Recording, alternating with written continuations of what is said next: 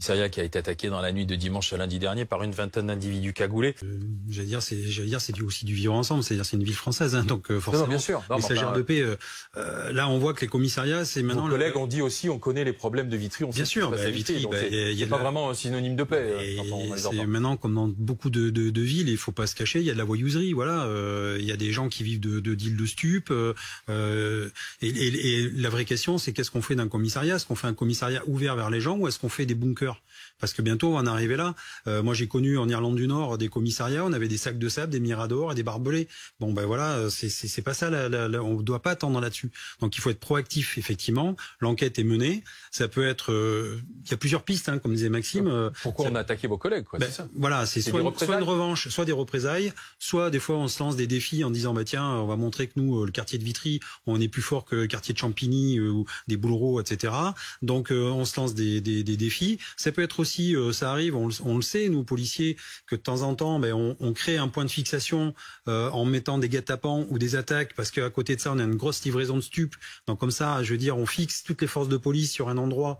Et parce que là, c'était bien préparé. Hein. Il y avait des cocktails Molotov, il y avait des munitions entre guillemets qui étaient déjà entreposées. Enfin, on coince la police d'un côté et on peut. Voilà, et comme ça, on peut trafiquer tranquille de l'autre, avoir une grosse livraison et on sait comment il y aura pas de bac, il y aura pas de. Vitry, c'est une ville de stupes. Il y a des points de stupes. Il y a des points de stupéfiants comme dans nombreuses villes. C'est régulier, on dit c'est une ville de stupes, comme s'il y avait une espèce de fatalité. Pas de fatalité, comme un certain nombre de villes dans banlieue parisienne, on est touché évidemment par le trafic de stupéfiants.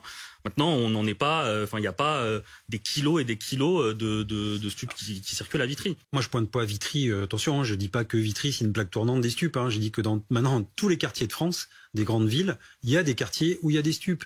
Mais est-ce que vous êtes d'accord avec ce que dit Monsieur l'adjoint au maire? C'est-à-dire aujourd'hui, ce qui manque à Vitry, c'est un commissariat rénové. Oui, mais bien sûr. Des renforts, c'est ça. Alors, déjà le commissariat, effectivement, on est dans un pays quand même moderne.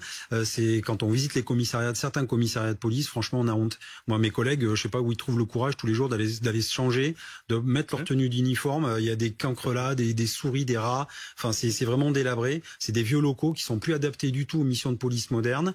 Vitry, il manque au moins à minima une vingtaine de fonctionnaires de police. Pour pouvoir travailler dans de bonnes conditions. Donc là, le préfet Nunez, effectivement, a dit qu'il allait déclencher des patrouilles supplémentaires pendant quelques temps. On espère bien sûr qu'il envoie des renforts. Après, j'allais dire, et on connaît la ventilation des effectifs de police. Oui, il y a d'abord Paris Intramuros. Après, il y a la petite couronne, et encore après, même, il y a la grande couronne. Et la grande couronne, franchement, quand on ventile les renforts policiers, alors là, c'est vraiment au compte-gouttes, c'est microscopique. Donc, on voit bien qu'il y a peut-être une réflexion à faire sur la police parisienne et revoir un petit peu la distribution d'effectifs. Et oui, on a des commissariats en souffrance. On l'a vu le parallèle avec Lyon, où on sait qu'il manquait 200 à 300 fonctionnaires de police. Le 93, il manque 300 fonctionnaires de police. Donc, c'est une question de renfort. C'est une question de renfort, c'est une question de moyens humains. Et après, c'est une question de volonté politique aussi. C'est une chaîne, hein. Effectivement, on va pas changer les choses qu'avec le prisme de la police. Hein. Effectivement, c'est toute une chaîne. Hein. Il y a toujours un amont, travailler en amont, donc l'éducation aussi, parce qu'il y a beaucoup de jeunes qui leur place serait peut-être plus dans les écoles que dans les halls d'immeubles. Donc il y a quand même aussi un rôle à jouer avec les parents. Je me demande des fois où sont les parents, que font les parents, quelle éducation ils donnent à leurs enfants. Alors peut-être qu'ils sont dépassés. Et là, auquel cas, il faut aussi peut-être que les pouvoirs publics se penchent là-dessus et donnent une vraie action, j'allais dire, pour essayer d'aider les parents qui n'arrivent pas à élever leurs enfants. On en est là, hein, mais c'est comme ça. Après, effectivement, il y a l'action, j'allais dire, de la police. On a perdu la police de proximité depuis des années. On a perdu ce pouls avec la population. Alors, on l'a remplacé, entre guillemets, avec le continuum de sécurité, avec la police municipale. Mais nous, on a besoin aussi, policiers nationaux, d'aller au contact de la population, de faire remonter des informations en temps réel aussi pour les enquêtes. Et donc, ce lien-là, on l'a un peu perdu. Et après, troisième partie, effectivement, la punition.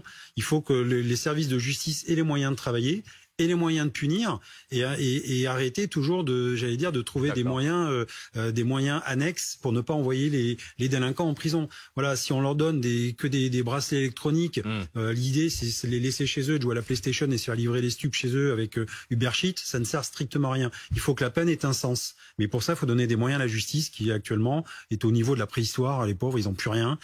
C'est vraiment exsangue.